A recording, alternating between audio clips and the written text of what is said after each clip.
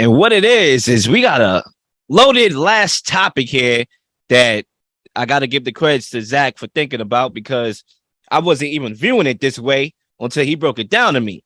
And I'm actually feeling this topic because there's a lot of takes that we, give out on the show over the off season. And sometimes we know right away that, it wasn't it.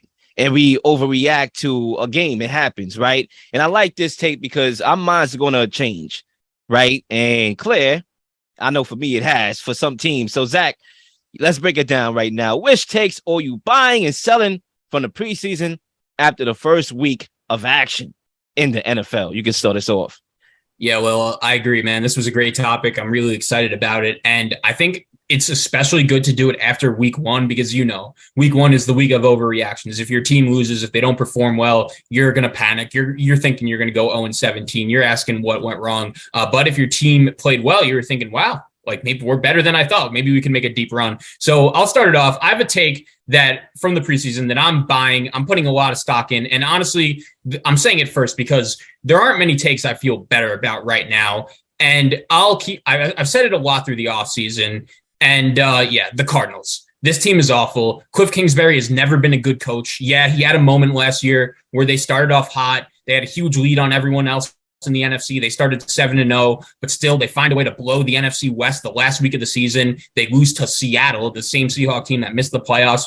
When the Rams blew a massive lead at home week 18 to the 49ers, they still won the division, but the Cardinals should have won the division last year. This offseason, you don't need to be an NFL expert to realize things were weird. The Kyler Murray situation became insane. Their star wide receiver was out here thinking it's Fast and Furious, going 180 miles per hour on his way to practice. And now you look at their game against the Chiefs. After the game, Cliff Kingsbury's out here saying we need to change our practice habits. We need to be more focused. I mean, is this a high school team or an NFL team? Like, if it's week one, you're going up against Andy Reid and the Kansas City Chiefs, the team that has hosted the last 4 AFC title games, a team that has won about 80 games the last 4 years. And you can't get focused, get up and get locked in for that game. And the Cardinals are out here blitzing Mahomes play after play after play. The most Mahomes has ever been blitzed in his career, when it's pretty well known at this point, where the way to beat Patrick Mahomes is to only rush 3 and back 8 and have him be patient. And we know he likes to make the big plays sometimes.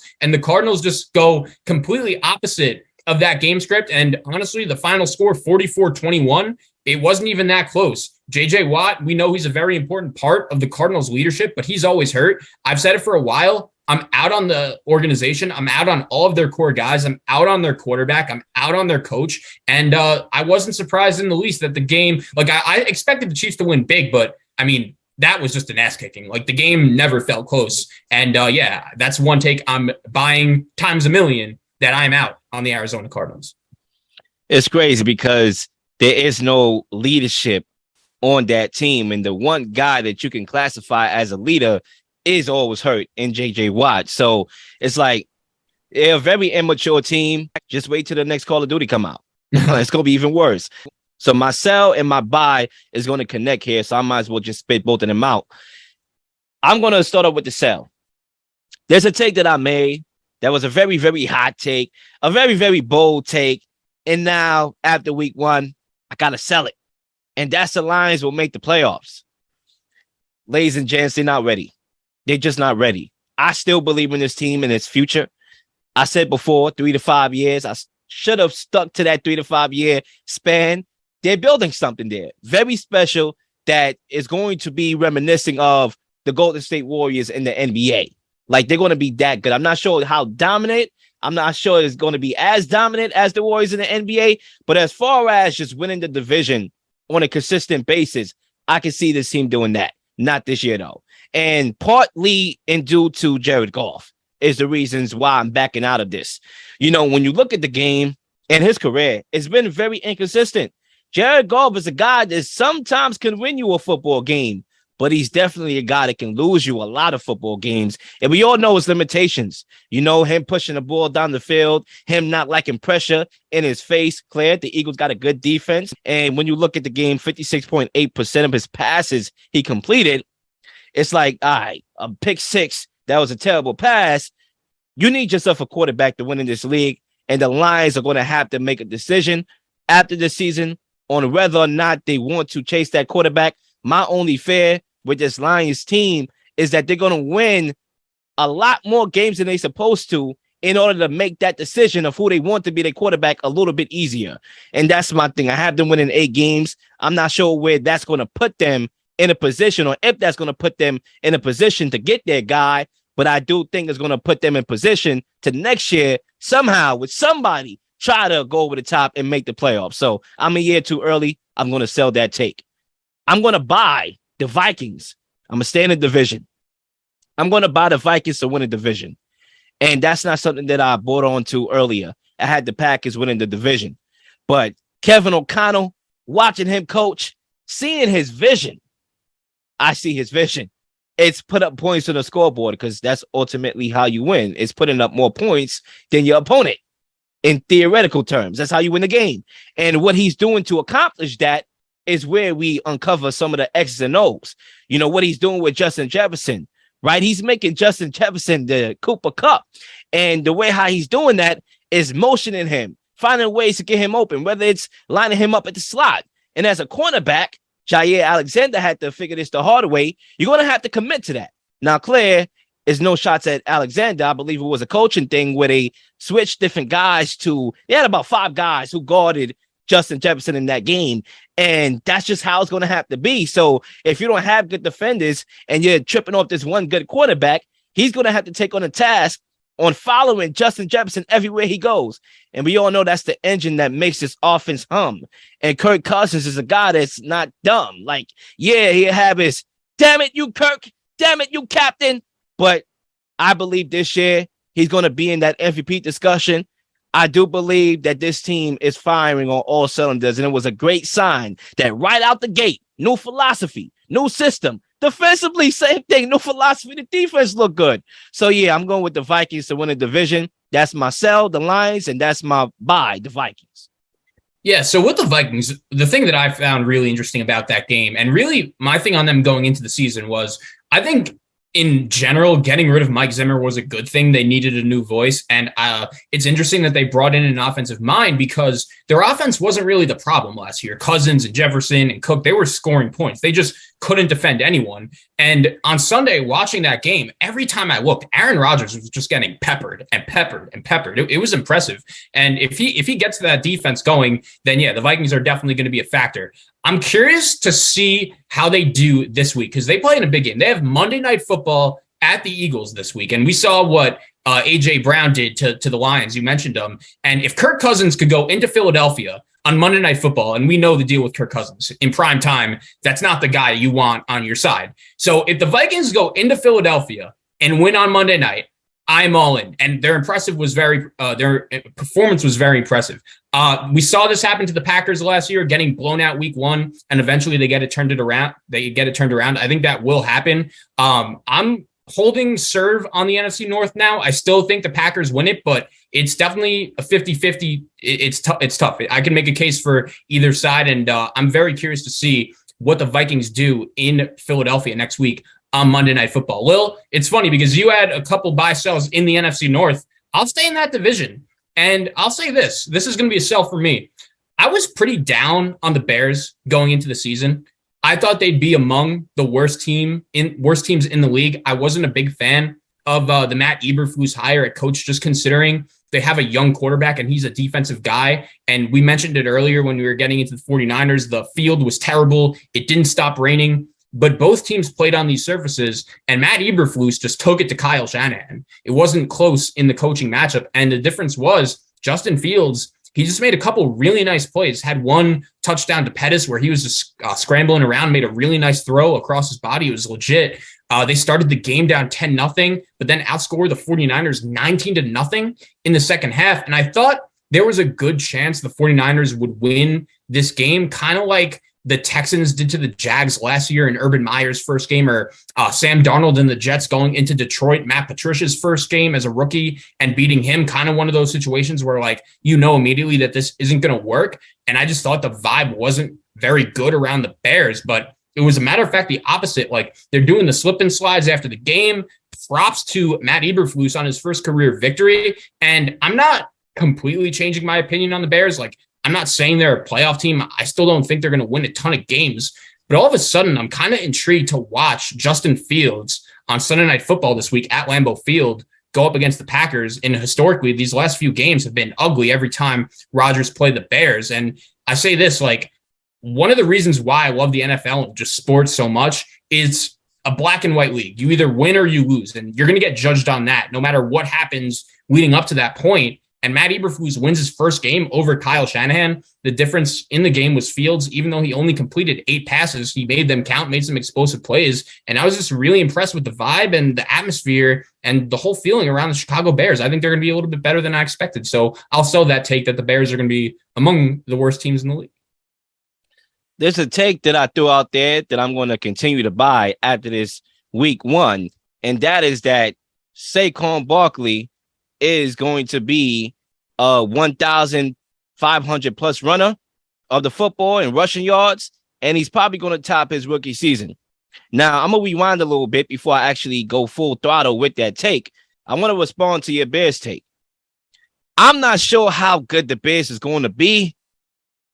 I'm still going to hold serve to the fact that they're probably going to be one of the worst teams in the NFL, but I do like what I saw in week 1. I like what I saw with Justin Fields. He struggled in the first half, but the most important thing was the second half where he actually, I believe, went 5 for 7 and he threw a couple touchdowns to win the game. And that's something that I didn't see from the opposing quarterback in Trey Lance. Claire, Justin Fields is going to probably have to do some hero-like things to win a couple more games. And I think he's more than capable of doing that and filling that task out.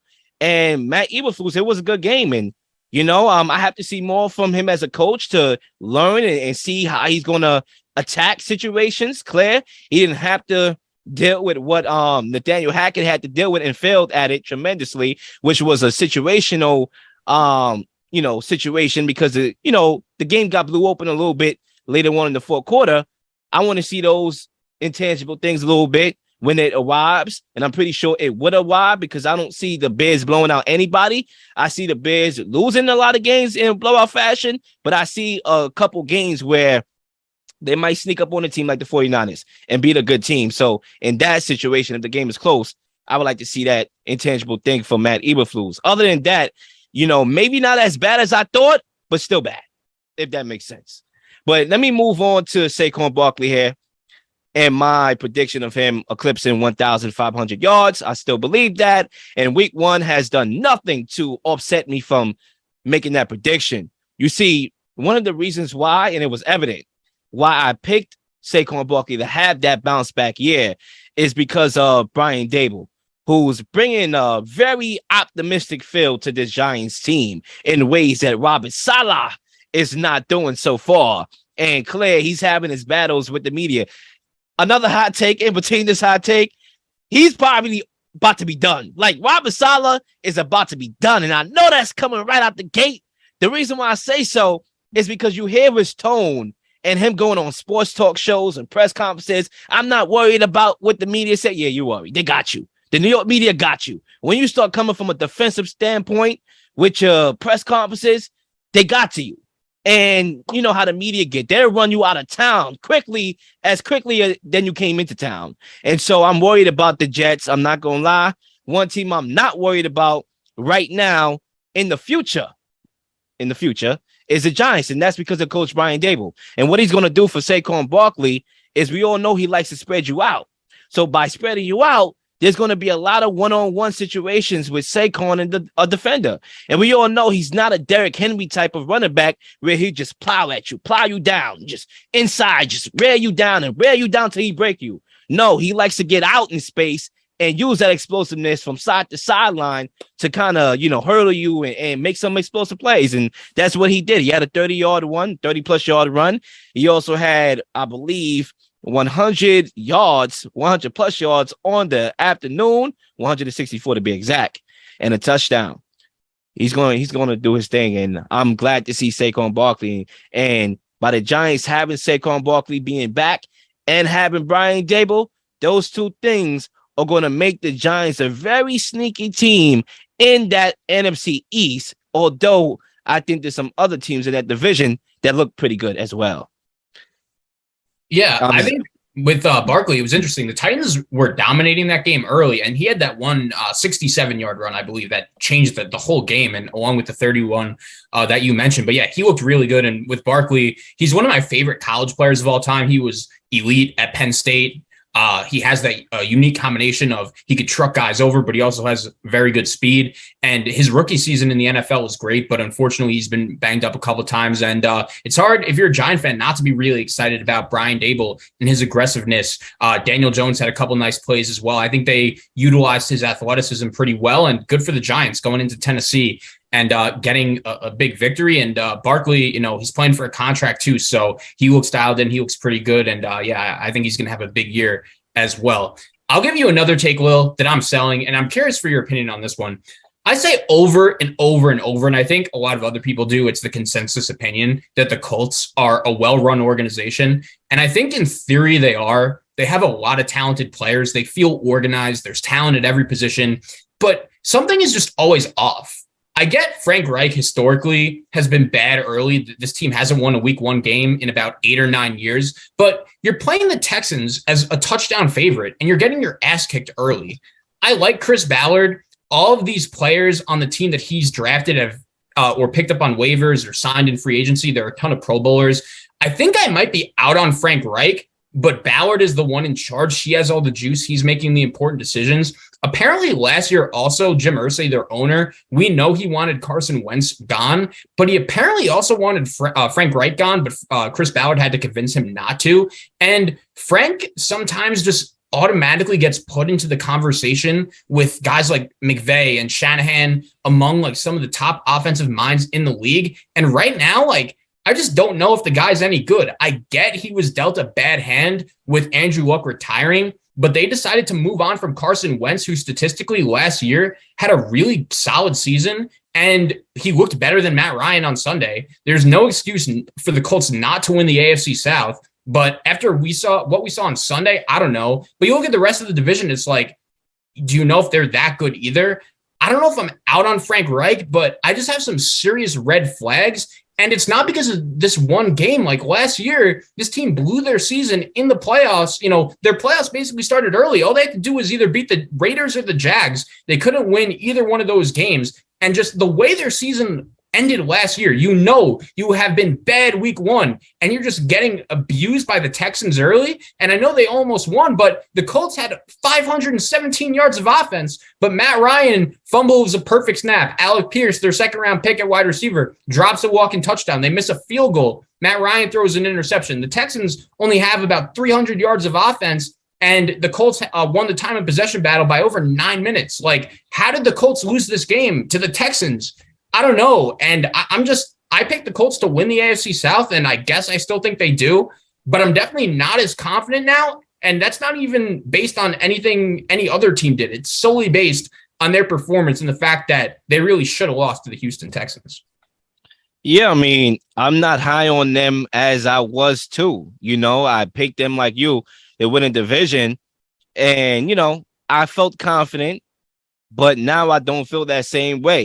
That division is the worst in football, is up for grabs. And for those of y'all people that, want to go bold take and hot take and pick the Jaguars to win a division, I mean, you're looking pretty solid, even though they lost, because they still in play for the division. And they're not, everybody lost pretty much. Almost everybody lost. Yeah, 2 ties and 2 losses. 2 ties. Think about it like this. Losses. I heard it like this. So the AFC South had the Commanders and they had the Giants. And then they played each other, and they still couldn't win a game. It's crazy. And NFC East, one could argue, that's not a lethal division, even though, we saw what we liked from a couple of those teams. So, but the answer or the response to the Frank Reich thing, I think when it comes to Frank Reich, at some point, we can't keep talking about the cards that was dealt to him. Like, I think it's the same song that we sing. Well, he was dealt a bad hand since Andrew Luck. All right, cool. That happened how many years ago? Like, what's going to happen now? And, a lot of the issues, and I'm not sure, maybe it's an ownership thing, but why are they continuing to trade for quarterbacks? I said it before. 3 years in a row, trading for a quarterback, losing picks for what? I look at Sam Ellinger, and maybe I watch a little bit more college football than them, right? And I don't even watch a lot. I watch a good amount, but not a lot. I'm watching more than that because I saw Sam Ellinger in the preseason. Not even this one. This one he looked all right to me. But even the one last year, I'm like, he didn't do bad.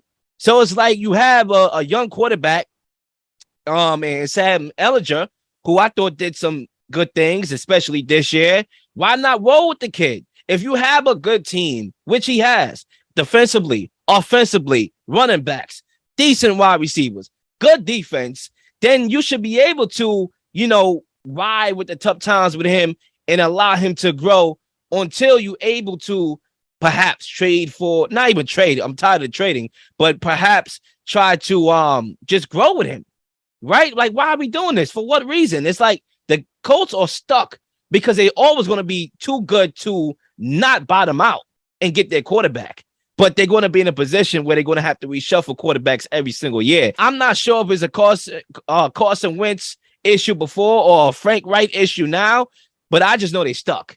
And I don't think Frank Wright is a guy that clearly knows how to fix them being stuck because they've been stuck for the last couple of years. But anyway, let me move on to my last sell here, and that is Kansas City. I'm going to sell my prediction of them missing the playoffs. I'm going to sell it away.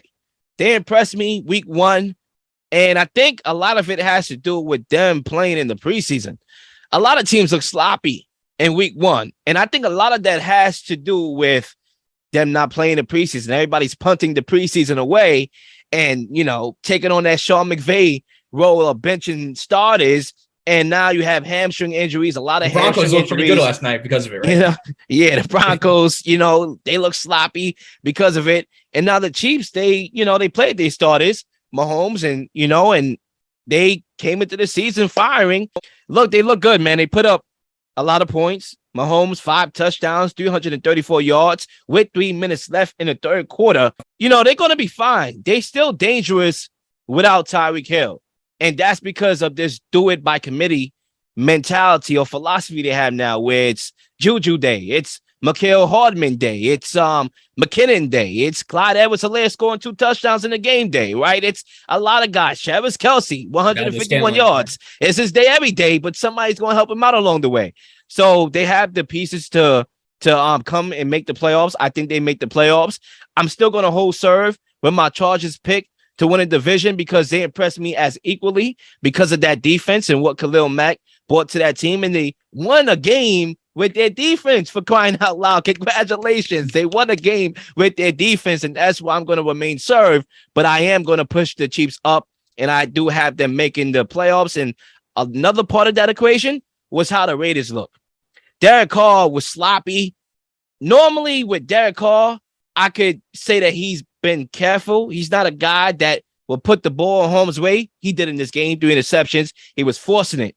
I'm still not sure about Josh McDaniels being an overall head coach, right? I know what he could do offensively from a creativity standpoint. I'm not sure about him being a leader. That's still a question. Devontae Adams is Devontae Adams. He's going to do his thing. But, I'm worried because that was Derek Carr's opportunity to show that he is an underrated quarterback, which I still think he is. Right. But you didn't do a good job of showing that and shoving that narrative to the ground. That wraps up another episode of In the Huddle. It was a good one. And of course, I'm looking forward to the next one. Absolutely.